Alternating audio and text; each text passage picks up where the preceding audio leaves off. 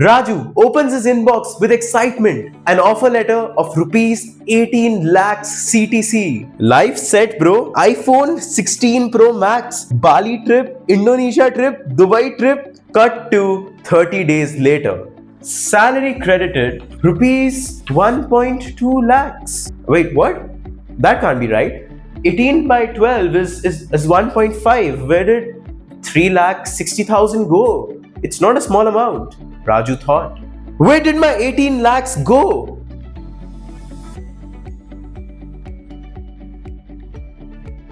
Welcome back to GrowVest. I'm your host Deven Jain, and today we'll be taking a look at this shiny number known as CTC and why your monthly in-hand salary is always less than what you expected. Let's break it down Raju style. CTC, or cost to the company, is the total annual expense that the company incurs for you.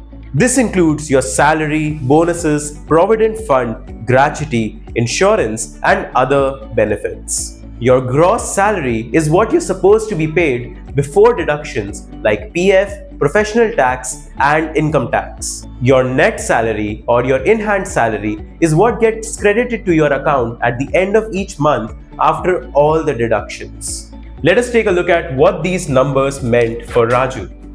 Raju's CTC was rupees 18 lakhs. His gross salary ended up being rupees 15.6 lakhs, and his in-hand salary was simply 1.2 lakhs multiplied by 12, which is 14.4 lakh rupees. So you can say that the total deductions were rupees 3.6 lakh rupees. Deductions include taxes, PF, insurance, and other statutory contributions.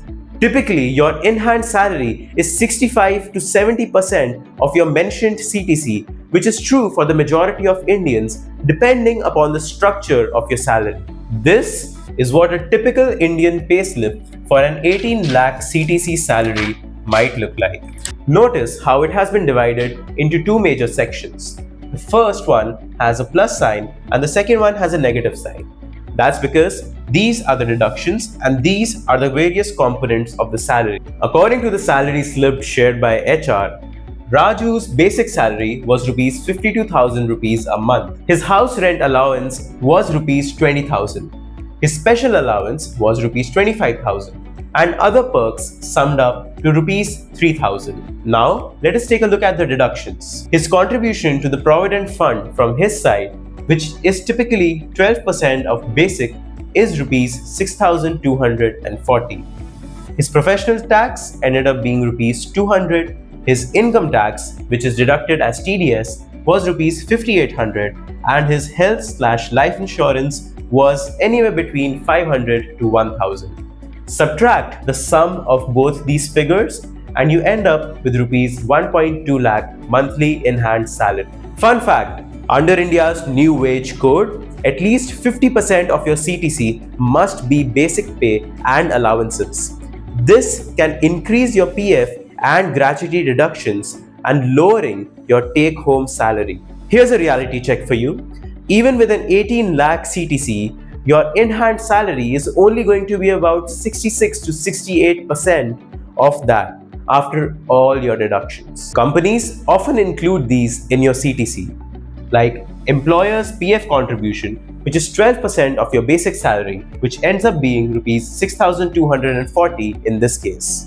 Gratuity provision, which is typically 4.81% of your basic salary. Insurance premiums like health and life insurance, which are sometimes grouped and for a family altogether. Performance bonuses, these are highly variable and depend from company to company. Some companies do not offer this. ESOPs, valued in the CTC but not in cash. These are stocks of the company that the company has provided to you to give you more skin in the game and motivate you to work harder to increase shareholder value. A high CTC doesn't necessarily mean a high monthly cash inflow. So you might be thinking, can you talk to your HR and optimize this?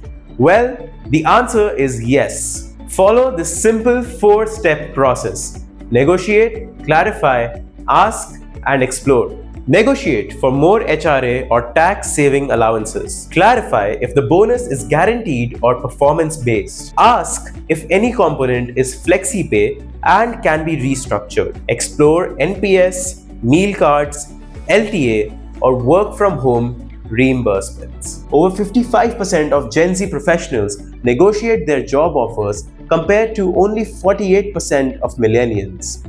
87% of Gen Z candidates rank pay transparency as top priority, and 53% avoid companies that don't disclose salary details. Raju asked his HR during an appraisal, "Can we shift some of my special allowance to my HRA or my LTA?" Guess what? The HR said yes, and that is exactly how Raju was able to save taxes legally. More on that in upcoming videos. Most people try to save taxes after deduction, but if you understand your salary structure upfront, you can plan in advance and play it smart. Know which part of your salary are fully taxed, partially exempted, and completely tax-free. You are fully taxed on your special allowance and your bonus. You are partially exempted on your HRA if you pay rent or your LTA, and your employer's PF contribution is completely tax-free. This is foundational before you dive into other tax-saving mechanisms like the Section 80C or ELSS. Here is your action checklist. Download your payslip. Break it into basic HRA, PF, bonus, and allowances. Compare your CTC versus gross versus in hand. Identify where deductions are eating up your money. Talk to HR.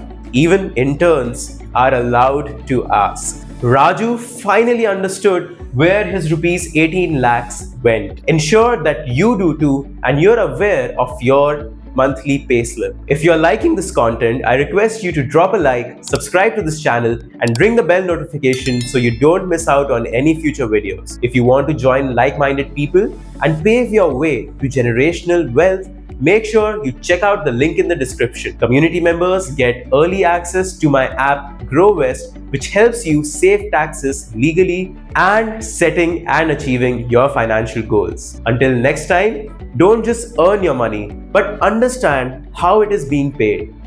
See you tomorrow.